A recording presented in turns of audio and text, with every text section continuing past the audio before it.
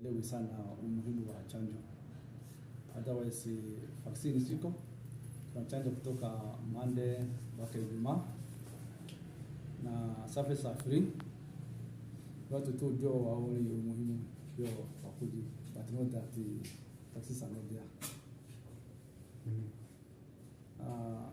Challenges zingine ile iko wakati ya kwanza, wakati COVID infection ilikuwa high, watu walikuwa wana actual people suffering.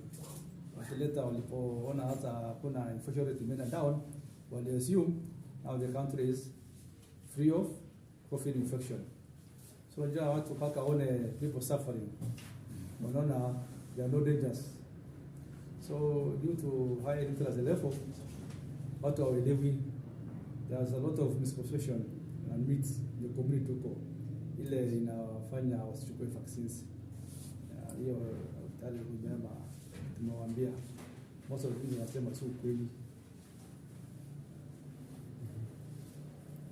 Totally over 23,216 have been vaccinated, first dose, second dose. Lakini still kuna wale wamepata first dose, second dose hawajafujia booster. So ni kama 12%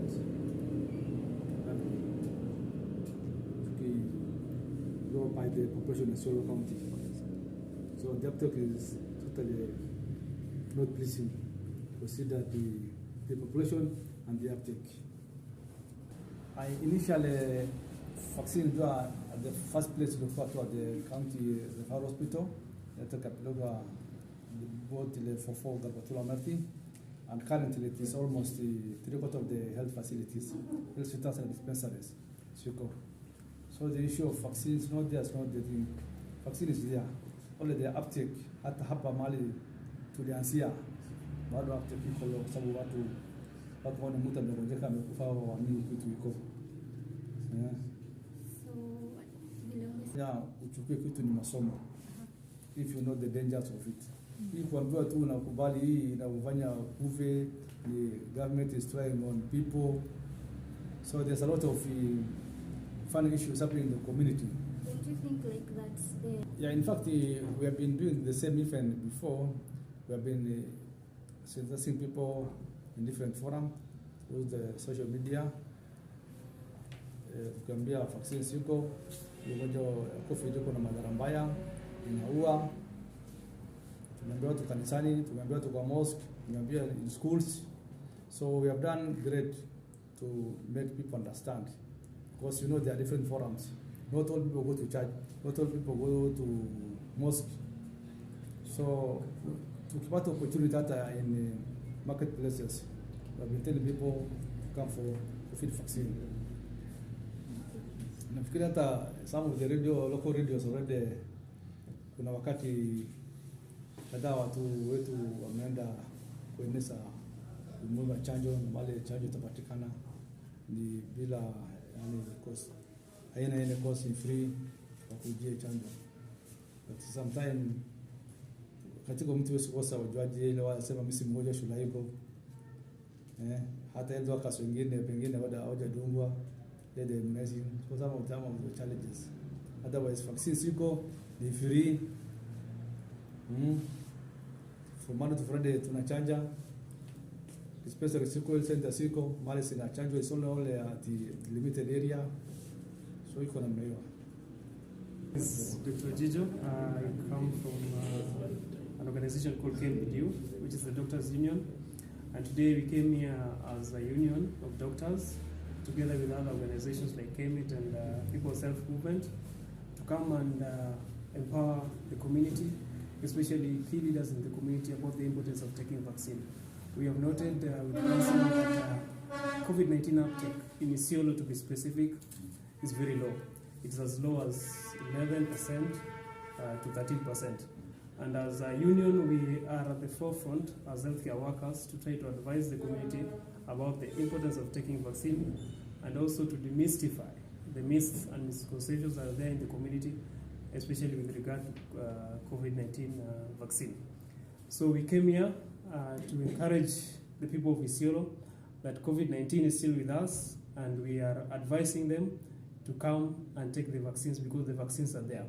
We have noted with concern that the myths, especially surrounding COVID-19 uptake, is spreading so fast and has been there in the community.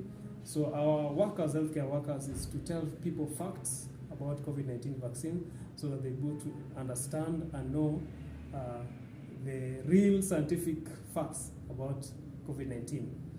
And then when they understand that, they can be able to now be able to increase the uptake. The other thing that we're doing is that for the community health workers that are there in the community, for the elders that are there, for the chiefs that are there in the community, the border associations, they should be able to lead by being examples, by taking the vaccines themselves first before they encourage the community to take.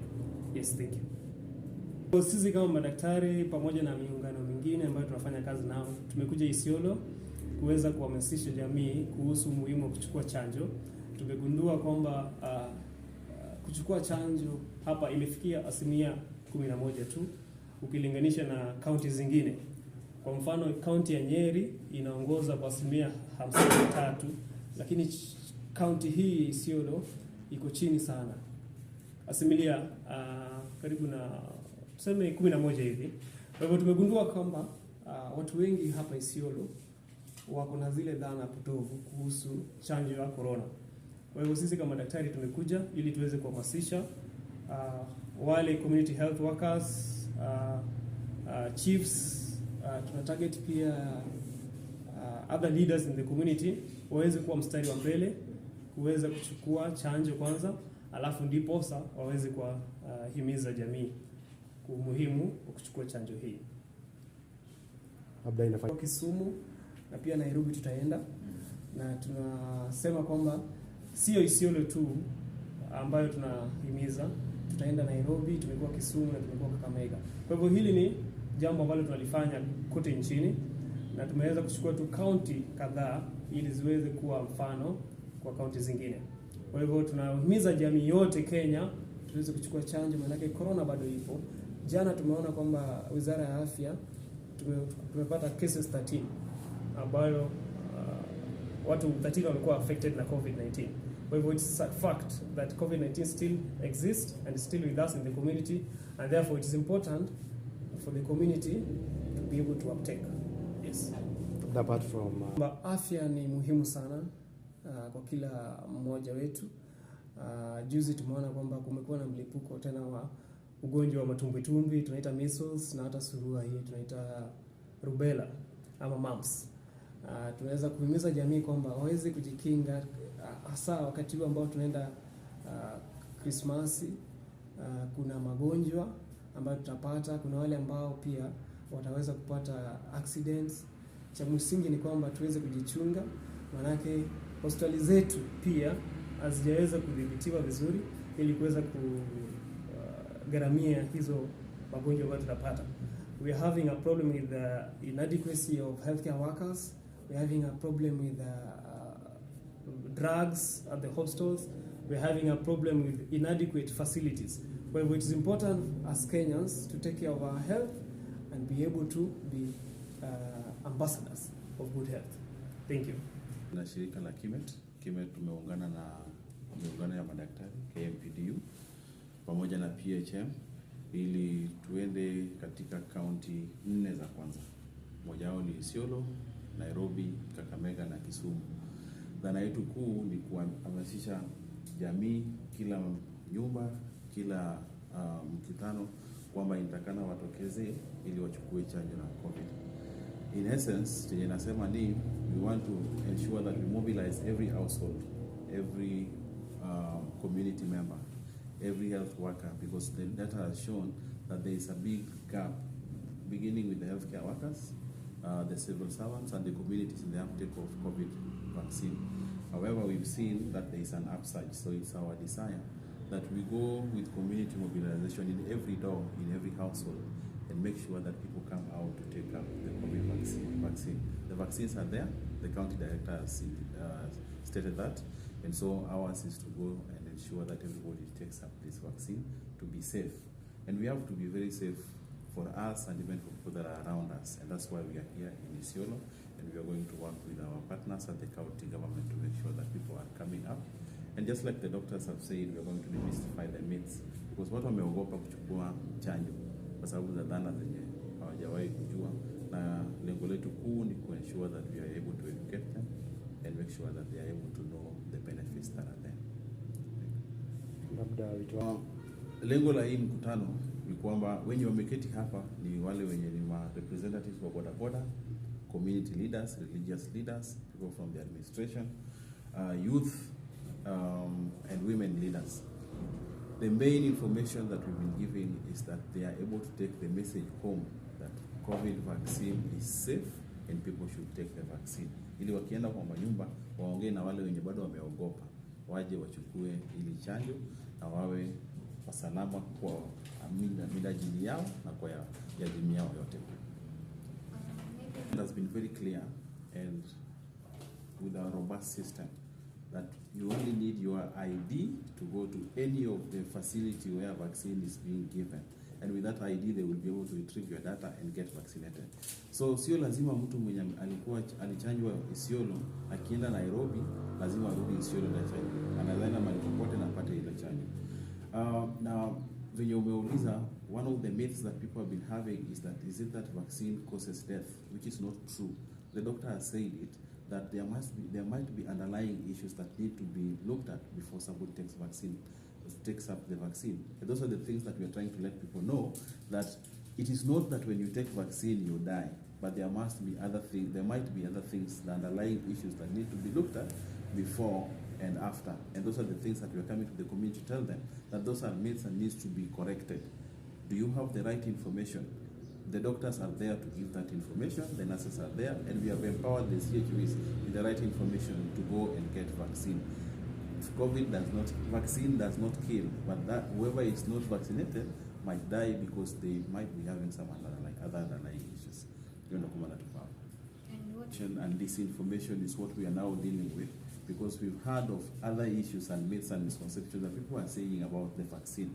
So ours is to give the right information. That's why we have brought in the professionals, the doctors, and we brought in the people that are in the community like us, and we're bringing in the county health management team to just make sure that we are able to mobilize the community and give them the right information about the vaccine, because COVID vaccine is safe. And then let people take the right direction. The government has their own way of issues in the community. If there is one like that, then I think the administration is there to take up the right information. But for us, is to give people the correct information, then people make the right choices.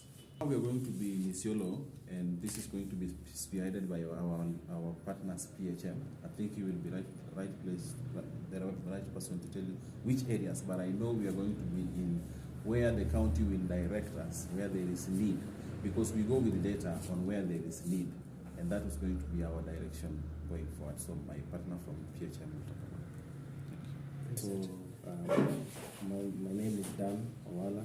I'm the country coordinator of the People's Health Movement. We are not new in Isiolo. We've been in Isiolo on several occasions. Being a people-centered movement, we work on health rights and do a lot of advocacy around the right to health. Previously, we were here to develop a community scorecard to help inform the county on the gaps and areas of need where they need to focus on. But today, we came because of the worrying data that was shown to us that Isiolo is on the bottom of the ladder in terms of COVID-19 vaccine uptake. So being a people-centered movement, we rallied our networks in Isiolo to come so that we have a dialogue on the best way of bridging the gap so that people can be encouraged to come out and take vaccines. So we've had the sessions here in the morning where people have been educated on the importance of the vaccine, why and the safety of the vaccine, and why it is important to have it, especially now that we are going for the festives. People will forget, people will gather, people will not follow the protocols that were put there before, people will not wear masks, people will socialize, and by January, February, we will have a spike. That's what is what we're trying to avoid by telling people we're not stopping you from having the celebrations, but please go get vaccinated. Because now there's the 7th wave that will hit its peak, I'm told by experts, maybe in February or March thereabout. And we don't want to see the people's being restricted again from movement and from doing other economic activities simply because they did not adhere to the rules or take vaccines. So that's why as a movement we came and have initiate a dialogue with county representatives, community leaders, group leaders, so that when we now start engaging them at grassroots where they are, they already have people they can trust whom we've spoken to today. So that's why we came to Isiolo. For this specific meeting was just to speak to group leaders, and then we will be back to go to the 4 sub-counties, Garbatula, Marte and Garbatula. Yes, so those sub-counties will focus there for the remainder of this year, and then next year we'll pick up again from where we left. Are you ready? Kwa majina naitwa Abdikadir Osman. Mimi ni mkazi wa Isiolo. Pia mimi ni kiongozi ni health champion. Leo tumeitwa hapa kama viongozi katika hii washa leo, hasa mambo ya COVID-19. Tumekuwa na hizi mashirika la PHM, tumetembea nao kwa muda mingi. Tumekuwa nafanya awareness na advocacy ya mambo ya health na kutrain CHV ndio waweze kutoa rights zao na kufanya ile mambo yanaitwa community scorecard. But leo tumekuja katika mambo mengine tofauti, na wamekuja na viongozi wa madaktari, union na madaktari ambao wanafanya advocacy, wameshirikiana. Na hii imetokana na kuangalia data ya Isiolo, kujua kwamba kuna baadhi za counties ambaye COVID-19 uptake imekuwa kidogo sana kuchukua ile vaccines ambazo ziko. So Isiolo ilichaguliwa kama area ya sehemu za kwanza, na tayari walikuwa wanafanya kazi hapa. Wakaonelewa warudi Isiolo waweze kucreate kitu inaitwa awareness, ndio at least watu waweze kubaliana na mambo ya vaccine, ndio uptake ya vaccine iweze kwenda juu.